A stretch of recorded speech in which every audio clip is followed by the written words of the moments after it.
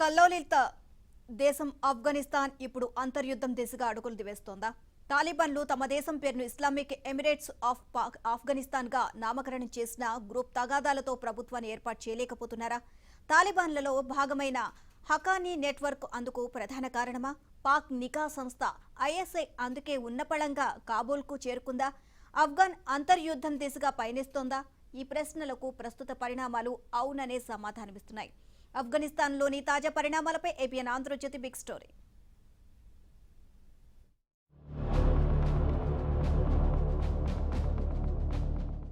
ఆఫ్ఘనిస్తాన్ నుంచి అమెరికా దళాలు వెళ్లిపోయిన తర్వాత ప్రభుత్వ ఏర్పాటుకు తాలిబన్లు తహతహలాడారు. తాలిబన్లు శుక్రవారం ప్రార్థనల తర్వాతే ప్రభుత్వాన్ని ఏర్పాటు చేయాల్సి ఉంది. హైబతుల్లా అఖుంద్ జాదా సుప్రీం లీడర్గా, ముల్లా అబ్దుల్ ఘనీ బరాదర్ అధ్యక్షుడిగా ప్రమాణ స్వీకారం చేయాల్సి ఉంది. అయితే అందుకు హక్కానీ నెట్వర్క్ నేతలు అభ్యంతరం చెప్పినట్టు తెలుస్తోంది. ఆ కారణంగా ప్రభుత్వ ప్రకటనను తొలుత శనివారానికి, ఆ తర్వాత ఒక వారం పాటు వాయిదా వేశారు. శనివారం ప్రభుత్వ ఏర్పాట్లలో భాగంగా తాలిబన్లకు, హక్కానీ నెట్వర్క్ నేతలకు మధ్య జరిగిన చర్చలు ఘర్షణలకు దారితీశాయని, దాడులు ప్రతిదాడుల్లో బరాదర్ తీవ్రంగా గాయపడ్డారని పలు మీడియా సంస్థలు కథనాలను ప్రసారం చేశాయి.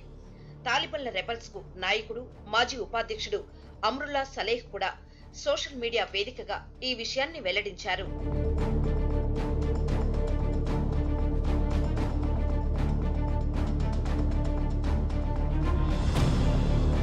కొత్తగా ఏర్పడనున్న తాలిబన్ల ప్రభుత్వంలో రక్షణ శాఖతో పాటు పలు కీలక శాఖల కోసం హక్కానీ నెట్వర్క్ పట్టుబడుతోందని ఆఫ్ఘన్ మీడియా కథనాలు చెబుతున్నాయి.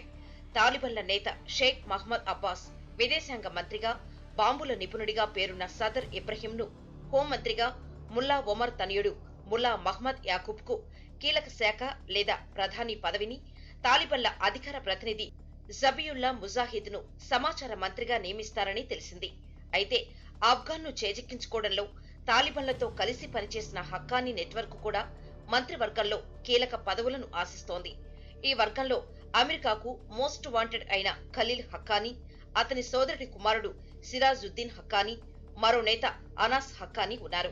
అధ్యక్ష పీఠాన్ని తమకే ఇవ్వాలని వీరు పట్టుబడుతున్నారని తెలిసింది.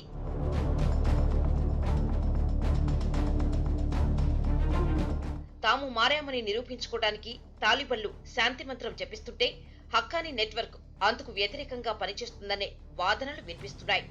గిరిజనులు, మహిళలు సహా అన్ని వర్గాలకు ప్రభుత్వంలో ప్రాతినిధ్యం కల్పిస్తామని తాలిబన్లు ప్రకటించడాన్ని హక్కానీ నెట్వర్క్ తీవ్రంగా విభేదించినట్లు తెలిసింది. షరియత్ చట్టాలను గౌరవించే కరుడుగట్టిన ఇస్లామిక్ వాదులకే ప్రభుత్వంలో స్థానం ఉండాలని తేల్చి చెప్పినట్టు సమాచారం. ఈ క్రమంలో అల్ ఖైదా, ఇతర ఉగ్ర సంస్థల నేతలకు ప్రాతినిధ్యం ఇవ్వాలని చెబుతూ వారిని కాబూల్కు ఆహ్వానించింది. మరోవైపు బరాదర్ కు పాక్ ప్రమేయంపై ఏమాత్రం ఇష్టం లేదని తెలుస్తోంది. ఈ పరిణామాల దృష్ట్యా హక్కానీ నెట్వర్క్ కోసం పాకిస్తాన్ ఐఎస్ఐ చీఫ్ ఫయాజ్ హమీద్ శనివారం ఉన్నపలంగా కాబూల్ చేరినట్లు తెలుస్తుంది. మరోవైపు సెక్స్ వర్కర్లను గుర్తించి షరియత్ చట్టాల ప్రకారం సామూహికంగా ఉరిశిక్షలు విధించాలని తాలిబన్లు యత్నిస్తున్నట్లు సమాచారం. ఇందుకోసం పోర్న్ సైట్లను, డేటింగ్ సైట్లను జల్లెడ పడుతున్నారని కథనాలు స్పష్టం చేస్తున్నాయి.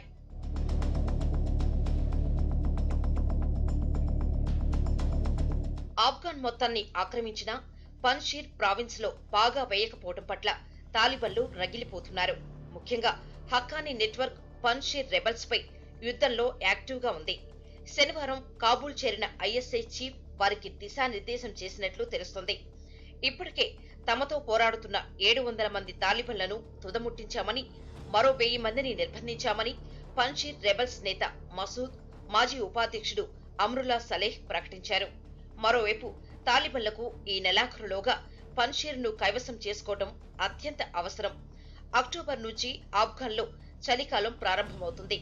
పర్వత ప్రాంతమైన పన్షీర్లో మంచు, చలికి తాలిబన్ సేనలు తట్టుకోలేవు.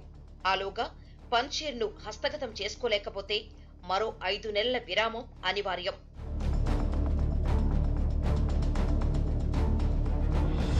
నెలలోగా పన్షీర్ ను స్వాధీనం చేసుకోకపోతే రెబల్స్ బలాన్ని పుంజుకునే అవకాశాలున్నాయి. ఇప్పటికే పన్షీర్ కు దారితీసే మార్గాల్లో ల్యాండ్ మైన్స్ పెట్టి తాలిబన్లను ముప్పతిప్పులు పెడుతున్న రెబల్స్ కు మరింత పదురైన వ్యూహాలకు అవకాశం దొరుకుతుంది. మరోవైపు తాలిబన్లు పన్షీర్ను ఆక్రమించే పరిస్థితే వస్తే తన తలలో తుపాకీతో 2 సార్లు కాల్చాలని అమ్రుల్లా సలేహ్ తన అంగరక్షకులకు చెప్పినట్టు తెలిసింది. తాను గాయపడ్డా చంపేయాలని తాలిబన్లకు లొంగిపోవటం కంటే మరణమే శరణ్యమని ఆయన పేర్కొన్నట్లు డైలీ మెయిల్ పత్రిక పేర్కొంది.